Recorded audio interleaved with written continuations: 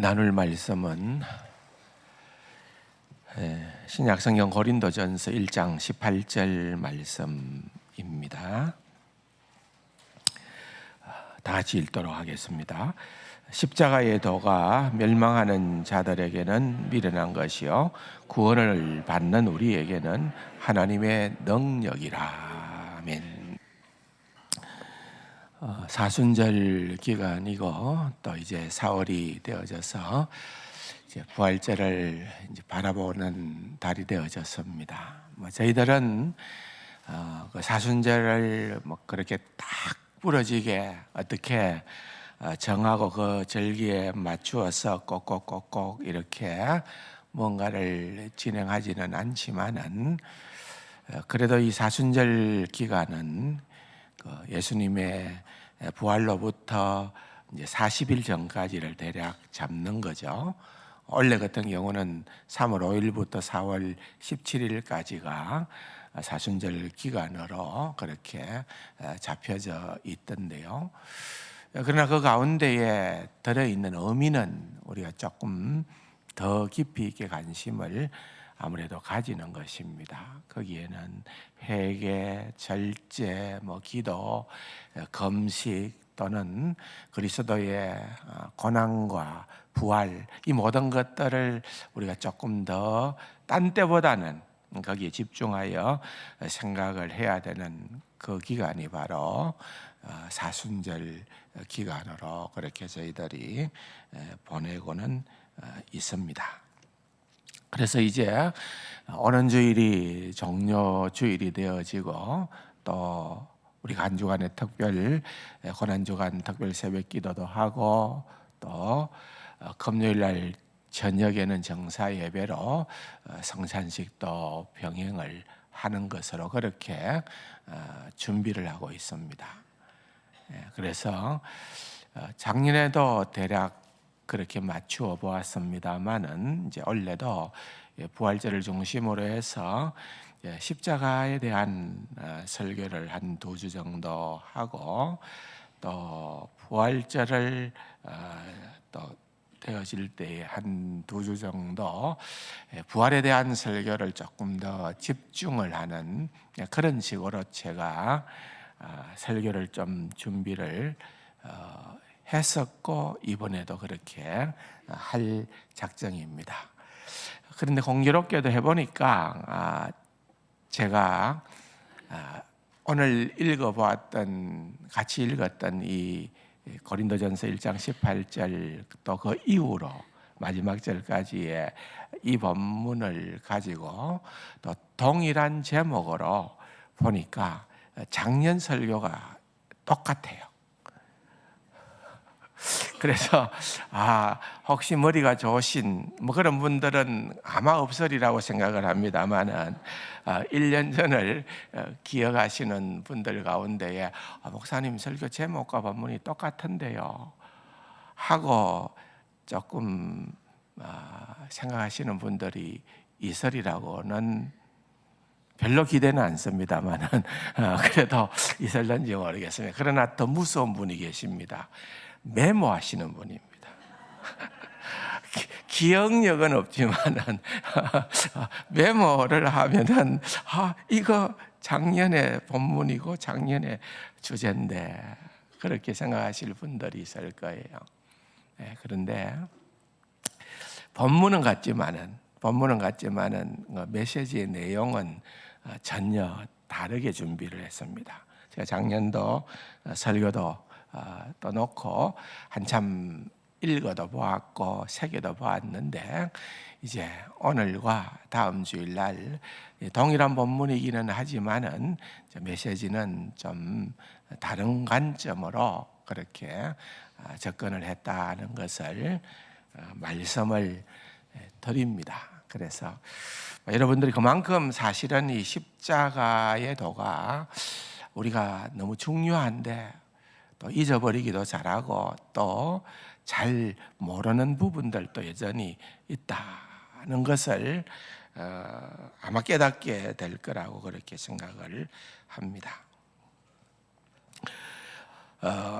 사도 바울이 이 본문, 이제 고린도전서 1장이죠. 이 본문에서 주장하는 그 논지가 무엇인고 하면은 복음이라는 것. 결국은 복음은 십자가와 분리될 수가 없는데, 십자가의 도라는 것은 다른 말로 하면 십자가의 말씀이고 십자가의 설교라는 말입니다. 그 도라고 한 원래 원어 말씀은 로고스를 사용하고 있어요. 로고스라는 말은 이제 말씀이라는 거죠. 말씀. 그래서 십자가의 말씀, 또 조금 더 들어가서 보면은 십자가의 설교라고도 볼 수가 있는 겁니다. 그런데 이 복음은 십자가의 말씀이요 십자가의 설교라고 하는 이 귀한 복음인데, 이 복음은 안타깝게도 우리의 본성과는 충돌이 되거나 어긋난다는 거예요.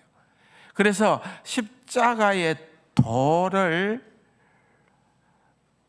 사람들이 불편함이 없이, 이 얘기를 들을 때에 내가 불편하지 않다, 또 나는 조금 더 나아가서 불쾌하지 않다 하고 드러낼 수 있도록 십자가의 도를 전한다는 것은 불가능하다는 거예요. 다시 말하면은 십자가의 도를 우리가 알고 듣고 그렇게 우리가 정말 이 진리를 붙들고 살아가면은 이건 굉장히 불편한다는 거예요. 불편한 진실 뭐 이런 거 있잖아요. 그런 메시지가 된다라는 것을 지적하고 있는 겁니다.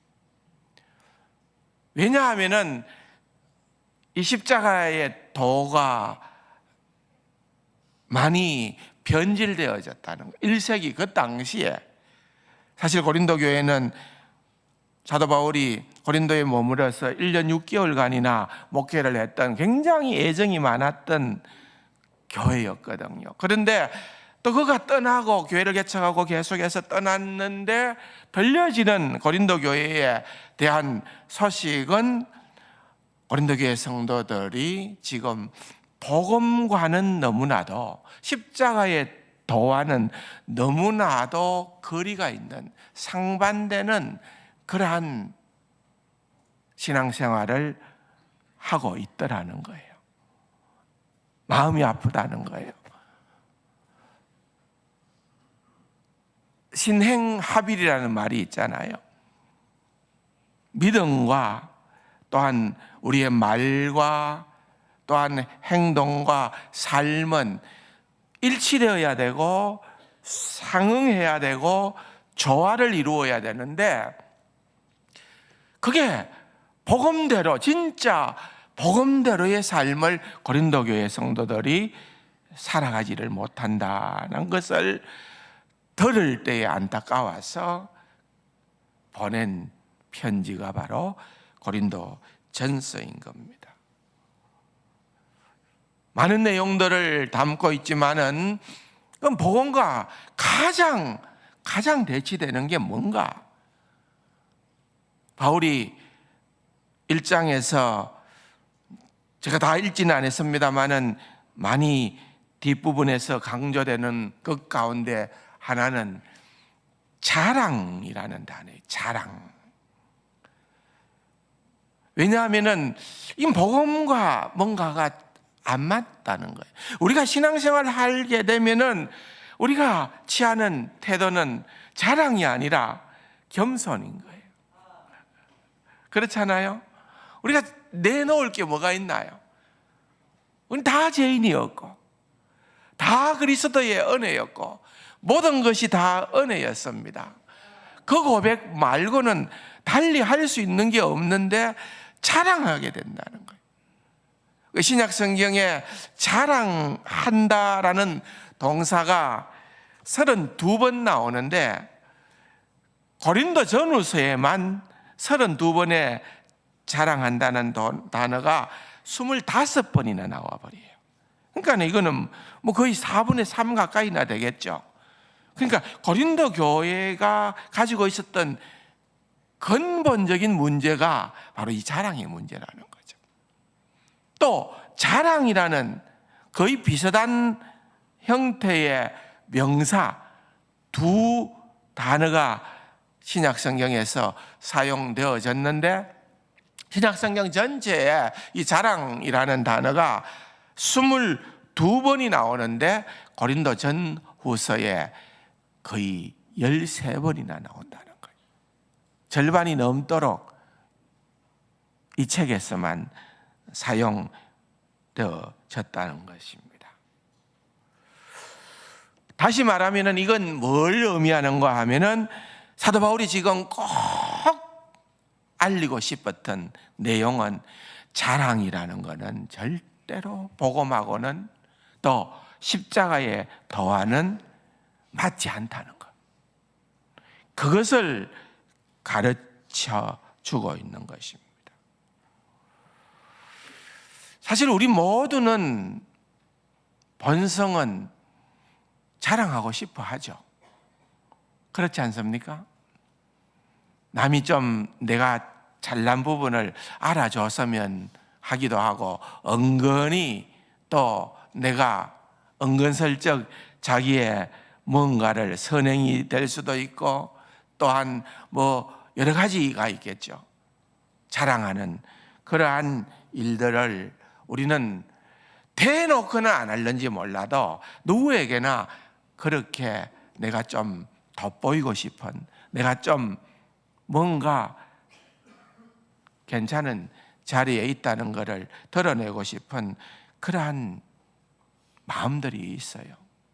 누구도 자유롭지 않다는 거죠, 자랑의 문제는. 그런데 그야말로 바울은 조금도 텀을 두지 않아요. 십자가의 도를 얘기하면서 그야말로 이 자랑은 박살을 내버리는 거예요. 왜? 이건 복음과 너무 동떨어진 거다는 거예요. 복음과 너무 맞지 않다 이 말이에요. 그렇기 때문에 우리는, 하나님을 믿는 우리는, 십자가의 도를 복음으로 받아들인 우리는 다른 거는 몰라도 자랑하려고 애써서는 안 된다.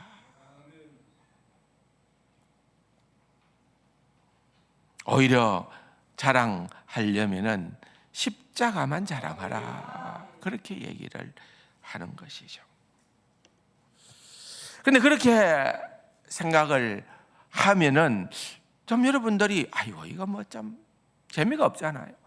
어떻게 내가 지금 이 자리에 이르렀는데, 내가 지금 그 맛에 살고 있는데, 내가 진짜로 고생해서 이까지 도달했는데, 그걸 남들이 알아주면은 내가 좀 뿌듯하기도 하고, 뭐 대단한 건 아니다 하더라도 뭔가 좀 어색하기도 하고, 그런데 십자가의 도라는 것은 그것과는 너무 거리가 있더라는 거예요. 자랑과는. 사람들에게 십자가의 도가 제대로 전거되어질 때에는 사람들은 유쾌하지 않은 거예요. 그 소리를 들을 때에 불쾌하게 되는 거예요. 고린도 교회 사람들은 어쨌든 교회 안에 모였으면 그리스도인이라고 볼 수 있는데, 그 안에 모였어도 서로 자기의 학벌을, 또는 자기가 가지고 있는 부를, 또는 뭐 많겠죠. 소위 말하자면 육체와 외모를 자랑하기 시작했고, 교회는 그런 외적인 조건들로 인하여서 분열되는 거예요. 잘난 사람은 잘난 사람들끼리, 없는 사람은 없는 사람들끼리, 뭔가 가진 사람들은 가진 사람들끼리, 그렇게 뭔가 당이 이루어지는 거죠. 게다가 더욱더 난처한 것은 그들이 가지고 있었던 기본적인 관점은 뭔가 하면은, 하나님 잘 잘 믿으면은 하나님께서 함께 하시고, 하나님이 함께 하시면 이 세상에서 복을 넉넉하게 받아서 남들이 부러워할 만한 부유한 자가 되는, 그러한 것이 하나님을 잘 믿는 경건한 사람들의 외적인 증거다는 생각들을 가지고 있었어요. 그런데 고린도 교회를 개척했던 사도 바울은 정말 지지리도 못났어요. 고난이 끝이 없는 거예요. 늘 그냥 고난과 함께하는 종으로 그들에게 인지가 되어지는 거예요. 그러니까 사도 바울의 사도성을, 그 자격을 시비할 때에 바로 이런 고난, 하나님이 함께 하지 않기 때문에 그런 고난이 계속 이어진다라고 하는 그러한 이해와 생각이 있었기 때문에 그들은 사도 바울의 십자가의 도를 멸시하는 그러한 자리에 이르게 되어졌다는 것입니다. 그렇다고 하면은 우리는 한번 생각해 볼 필요가 있죠. 왜 그 사람들이 그랬을까? 왜 초대 고린도 교회의 성도들은 그렇게 했을까? 십자가의 도 복음을 믿는데 그랬을까? 바울이 보니까 그게 보이는 거예요.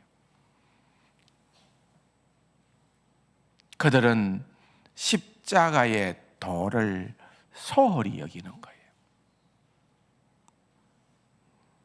십자가의 복음을 소홀히 여겨서 그것이 선포되지가 않는 거예요. 설교되지가 않는 거예요. 얘기가 되지 않는 거예요. 왜? 바울을 대신한 거짓 교사들이 들어와 가지고 교회 안에서 예수 믿는 사람은 이렇게 돼, 예수 믿는 사람은 병나, 예수 믿는 사람은 부자가 돼, 예수 믿는 사람은 권력자가 돼, 뭔가 잘되고 계속 잘 된다는 것. 그래서 그들이 전하는 복음이라는 것은 유쾌한 거죠. 들으면 기쁜 거죠. 바울하고는 다르다는 거죠. 바울의 진짜 복음은 들으면은 부담이 되는 거예요. 들으면은 불쾌해지는 거예요.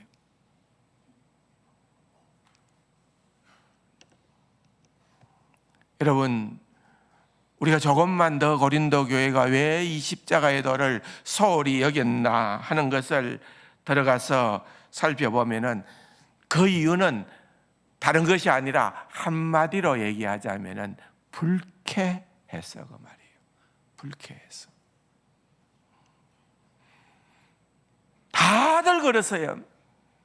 불쾌한 것보다는 유쾌한 게 좋잖아요. 여러분, 오늘 이 아침에 주일날 정말 얼마나 아름답습니까?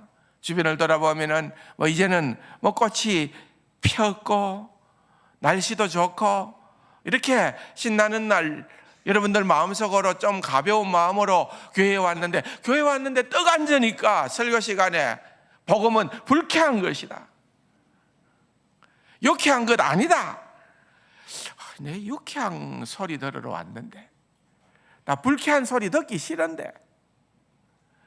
사람의 본성이 그렇다는 거예요. 본성이. 그런데 사도 바울은 명확하게 얘기합니다. 불쾌하게 하지 않으면서 십자가의 도를 전하는 것은 불가능하다. 누구라도 할 수 없다고 말입니다. 대사도인 바울이 그렇게 얘기를 하는데 하물며 제가 여러분들을 불쾌하게 안 할 자신이 있을까요? 저는 없습니다. 오늘 여러분들 설교가 마치고 나가면 굉장히 불쾌해지면 좋겠어요. 그럼 복음이 제대로 선포되어졌다는 증거도 될 수 있다.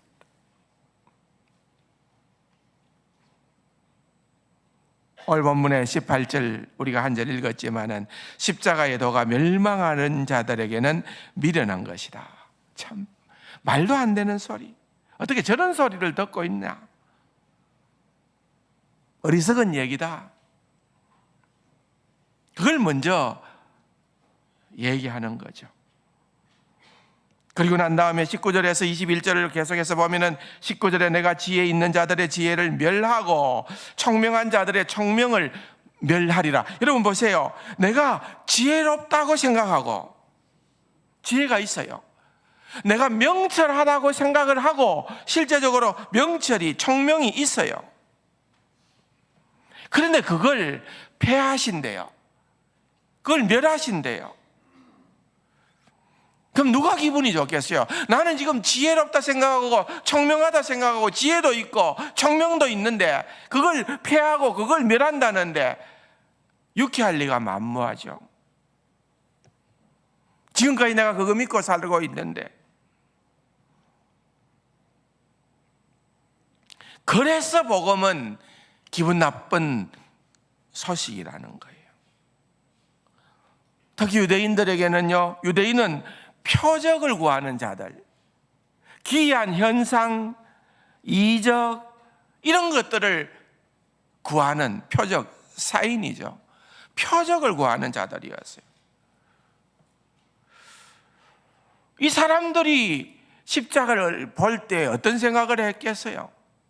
십자가가 지금 세워지고 예수님께서 거기에 매어 달리시고 예수님께서 거기에 온갖 머리에 가시면류관을 쓰시고 정말 피투성이가 되고 온갖 수치와 멸시를 당하고 그러고 있는데, 유대인들은 지금 표적을 구하잖아요. 아, 저분이 저렇기는 하지만은 그분이 지난 3년간의 생애를 보면은 죽은 자도 일으키시고 무리도 걸으시고 오병이의 역사도 일으키시고 병든 자도 일으키시고, 저분은 못하시는 것이 없으신 그분이시니까 뭔가 우리가 상상치도 못하는, 그러니까 지금도 막 그냥 십자가가 갑자기 부러지고 저분이 그냥 다 죽어가는 저분이 그냥 그야말로 살아서 뛰쳐 내려와서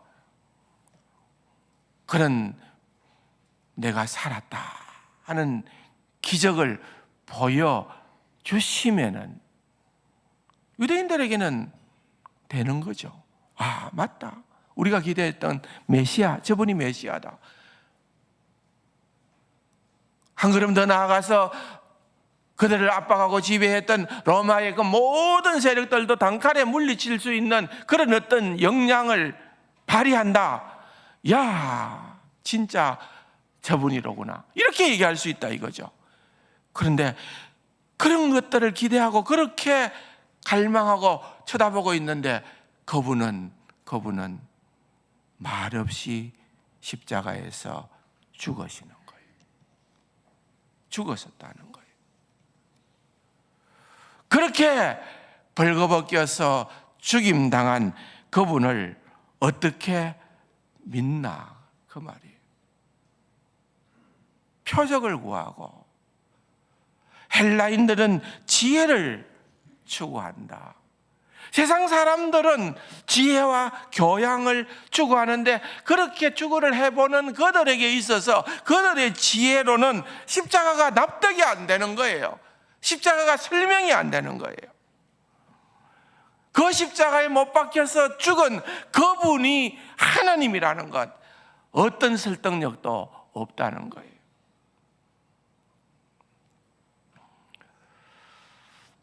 (2000년) 전으로 우리가 돌아가서 우리가 현장에 없지만은 상상력을 발휘해 봅시다. 그때에 그 자리에 거기 너 있었는가? 그때에 여러분, 그때에 주님이 십자가에 달린 그때에 여러분들이 거기에서 십자가에 달리셔 마지막을 맞이하는 주님을 만약에 본다고 할 때에는 어떤 모습일까요? 2004년도에 멜 깁슨이라고 하는 유명한 세계적인 그런 배우가 감독도 하고 주연도 했다고 하는 여러분, 패션 오브 크라이스트라는 것, 그리스도의 순환, 그리스도의 고난이라는 영화가 열풍을 일으켰습니다. 보셨죠? 아마 지금도 그게 한 20년 전이잖아요. 2004년도에 그 영화가 만들어졌으니까 그러면은 그 영화가 지금도 우리에게 남아있는 잔상이 있잖아요. 그 예수님이 십자가에 달려 돌아가셨던 그 모습을 정말 리얼하게 묘사했죠. 그래서 어떤 분들이 평을 하기로 이 너무 잔혹하다, 너무 정말 눈을 뜨고 차마 볼 수도 없을 만큼 그렇게 사실화했다고 평들을 했던 분들도 있었어요. 우리도 정말 그걸 정면으로 주시하기가 어려울 만큼 그런 어떤 너무나도 참혹한 장면들이었어요. 근데 여러분, 현장에서 있었다면은 그것보다 어땠을 것 같아요? 더 참혹했겠죠. 여러분, 아직까지 십자가형을 당해보지 않았기 때문에 모르는데, 아무도 당한 분 없죠? 구경하신 분도 없기 때문에 모르는데요.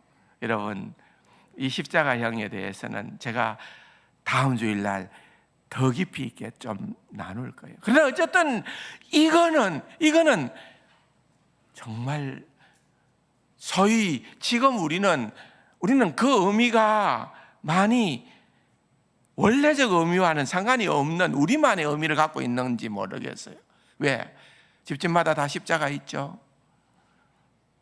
우리 여인들은 액세서리의 정점을 십자가로 두고 있죠. 얼마나 아름다운데. 그런데 여러분, 그 십자가 그렇게 가까이 하고 싶고 그렇게 아름다운 것이고 그렇게 유쾌한 것이 아니라는 거예요.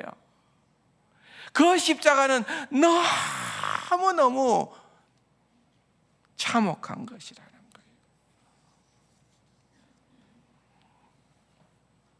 우리는 예수님 그림을 생각을 하면은 초상화를 그 당시에 사진은 없었을 테니까 그림을 생각을 하면은 예수님은 아주 멋있게 잘생긴 서양 백인 남자를 연상을 하잖아요. 그 다 여러분 그런 것들이 뭡니까? 종교적 상상력이 만들어 놓은 가공인물이죠. 실제 예수님이 그렇게 생기지 않았다는 거죠. 그러므로 여러분, 다른 것보다도 이 십자가의 진짜 진실을 마주하려고 하면은 그동안 우리에게 익숙해져 버린, 우리에게 훈련되어진 그런 종교적 상상력을 멈추어야 되는 거예요. 그렇지 않으면 십자가의 진실에 접근할 수가 없습니다.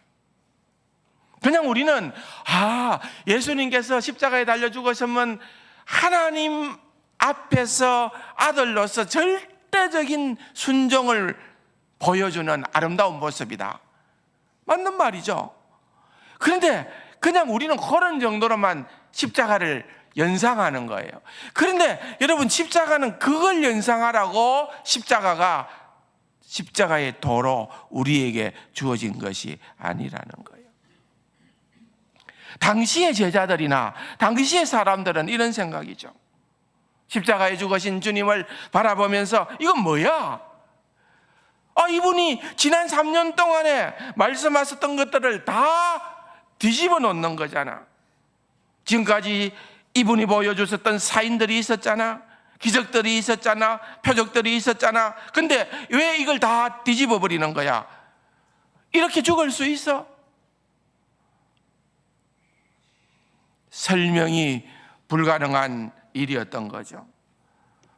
예수님의 공생애 3년 동안의 모든 것들을 다 뒤집어 엎어버리는 것이 십자가였다는 거예요. 여러분, 그 이유는 그냥 단지 하나님이신 예수 그리스도께서 우리를 위하여 죽으셨다는 데 있는 것 아닙니다. 그 예수 그리스도께서 어떠한 죽음을 죽었었느냐는 거예요. 어떻게 돌아가셨느냐는 거예요. 십자가의 죽음을 죽으셨다는 거예요. 그걸 우리가 놓쳐서는 안 된다고 말이에요. 사도 바울이 얘기합니다. 우리가 우리 죄 때문에 예수 그리스도께서 죽으셨다, 그것에 초점이 있다기보다는 어떠한 죽음을 우리 죄 때문에 죽으셨는가, 그게 바로 십자가의 죽음이라는 거예요. 죽음에는 많은 종류의 죽음들이 있습니다. 장렬한 죽음, 용감스러운 죽음, 영광스러운 영스러운 죽음, 강제구소령 것.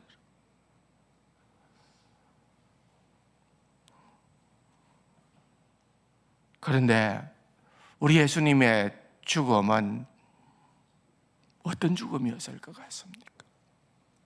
그 죽음을 보면서 사람들이 감탄을 하고, 사람들이 눈물을 흘리고, 사람들이 감격을 하고, 저분이야말로 우리의 메시아임이 틀림이 없구나, 그렇게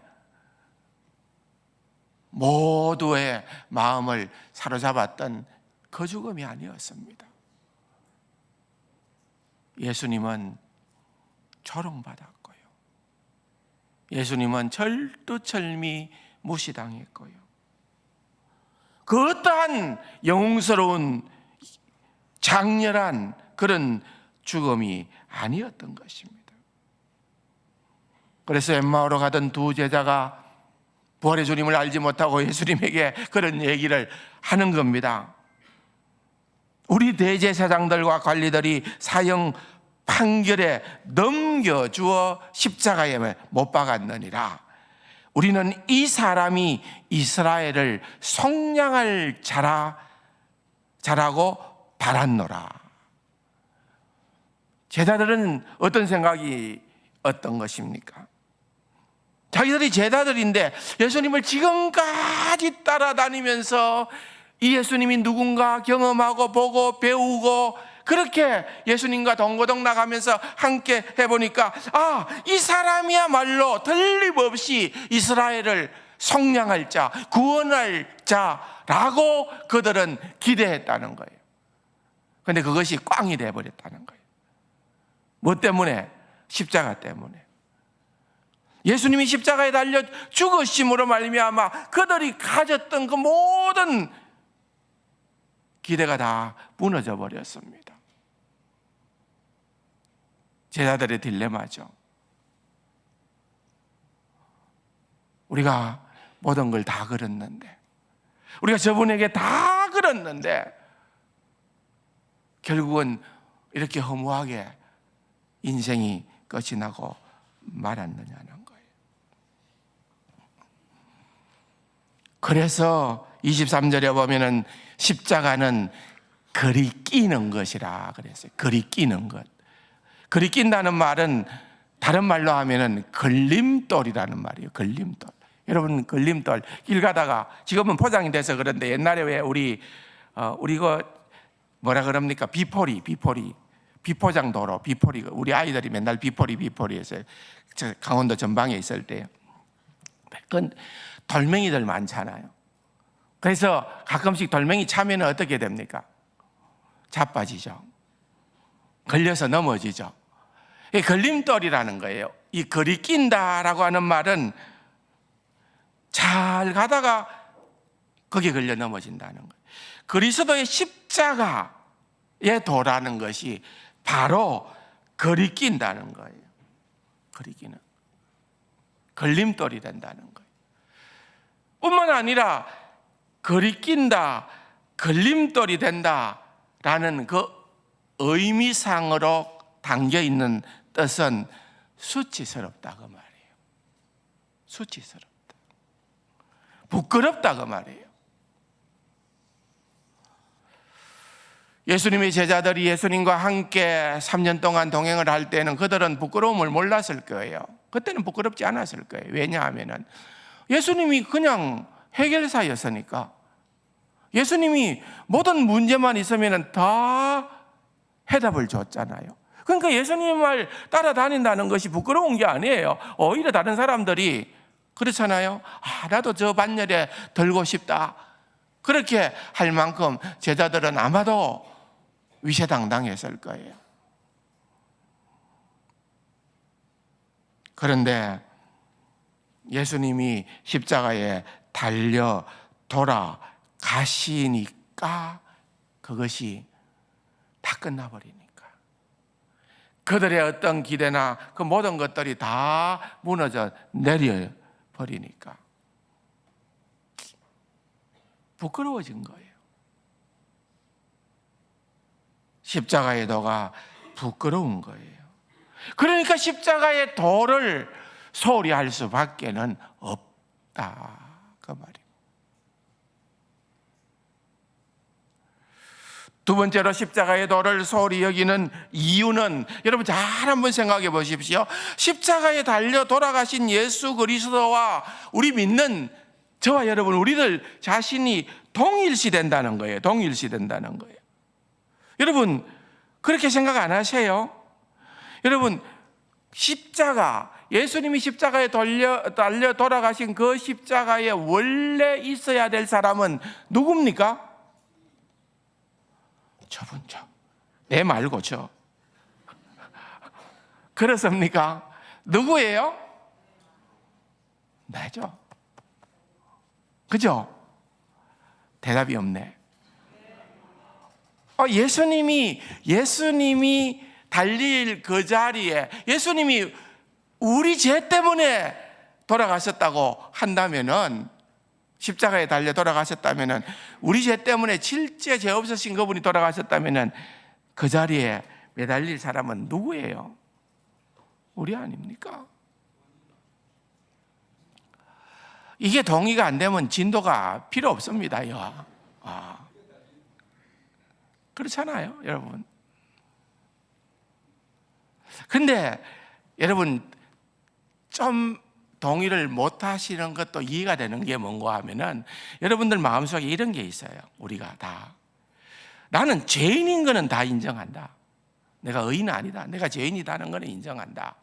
그런데 내가 십자가에 매달릴 만큼의 죄인은 나 동의 못해. 여러분 안 그러는가요? 여러분 지금 60, 70, 80 평생을 지금까지 쭉 살아오면서 돌아보면은 여러분들 제가 볼 때에 별 그렇게 그렇게 아주 중차대한 죄 전과 몇 번 없을 것 같아요. 있나요? 여러분 살인죄 지어봤어요? 살인죄. 세상 사람들이 말하는 살인죄 지은 사람 아무도 없을 거예요. 그렇잖아요. 그러면은 저 사람은, 저 감옥에 갇혀 있는 저 부류의 사람들은 마땅히 지금으로 말하면 십자가형이 혹시 될는지 모르지만은 나는 적어도 아니야. 나는 죄인이기는 죄인인데 그만한 죄인은 아니야. 그런데 주님은, 사도 바울은 십자가의 도를 얘기하면서 뭐라고 얘기하시는 거예요? 네가 그런 사람이 아니었다면 예수님은 십자가에 죽으실 이유가 없었다고 말이에요. 그냥 죽는 방법도 여러 방법이 있잖아요, 여러분. 쉽게 죽는 것도 있어요. 옛날에 보면은 사약 먹고 죽는 거 있죠. 그죠? 사극 보면 많이 나오잖아요. 사약 한 사발 마시면 끝나뿐다 아닙니까? 간단한 죽음입니다. 죽음도 종류가 많아요. 경미스러운 죽음, 좀 가벼운 죽음, 방법들이 많아요. 그런데 여러분 십자가의 죽음이라고 하는 것은, 우리가 지금 그 십자가에 죽는 것을 본 적도 없고 들은 적도 없고 내용을 알지를 못해서 그런 것이지, 십자가는 인류 역사 가운데에서 사람을 죽이는 방법 중에 가장 최악질로 고안해낸 방법이 십자가의 죽음입니다. 다음 시간에 좀 말씀을 드릴 테입니다만은, 그래서 십자가에 죽은 사람은, 십자가에 죽는 사람을 향해서 진짜 저 사람은 너무 안 됐다, 저 사람 너무너무 그렇게 괜찮은 사람인데 억울한 일을 당해갖고서 저런 일을 지금 겪고 있다, 이렇게 아무도 생각을 안 해요. 십자가에 적어도 달려 죽는 사람은, 저 사람은 십자가에 적어도 10번은 죽어서야 마땅한 자이다.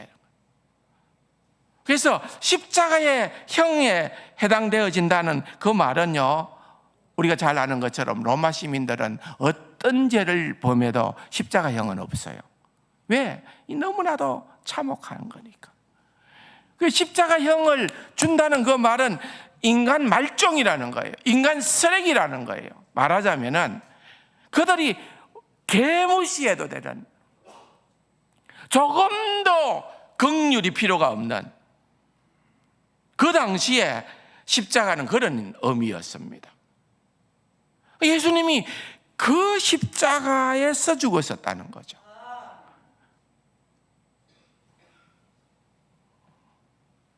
예수님이 그렇게 대접받아도 되시는 분이에요? 아니잖아요. 너무너무 중요한 의미가 여기에 담겨 있는 거예요. 그 십자가, 예수님의 죽으심만 우리가 생각을 하는데 어떻게 죽었느냐? 그 십자가의 죽음이다. 거기에 그 자체가 가지고 있는 아주 중요한 메시지가 담겨 있다는 거죠. 다음 시간에 합시다. 그 얘기는 더 깊은 얘기라서 다음 시간에 하는데, 오늘 우리가 십자가를 소홀히 여긴다는 것은 부끄럽기 때문에, 또 하나는 십자가에 달려 죽으신 그 예수와 우리를 동일시한다는 것, 이거 우리가 용납할 수가 없기 때문에 우리가 우리 자신을 모른다는 거죠. 우리가 얼마나 죄인인가를 모른다는 거죠. 내가 일평생 살아오면서 가만히 내 삶을 뒤돌아보니까 나 그렇게 나쁜 짓 안 해서 참 착하고 선하게 살아와서, 나는 법 없이도 살아와서, 근데 왜 내가 십자가에 달려 죽어야 돼? 우리는 이런 마음들이 있는 거예요, 개 중에는. 그런데 이게 아니고 예수님의 십자가는 내가 그 자리에 있지 않아도 되면은 예수님이 절대로 십자가 질 이유가 없었다. 그 깊은 의미가 우리에게 있다는 것을 알아야 된다. 그렇게 우리 십자가를 더 들여다보고 말씀을 묵상하고 십자가의 도의 비밀을 알아가는 귀하고 복된 우리 세관 가족들이 다 될 수 있기를 주님의 이름으로 축원합니다. 다 같이 일어나서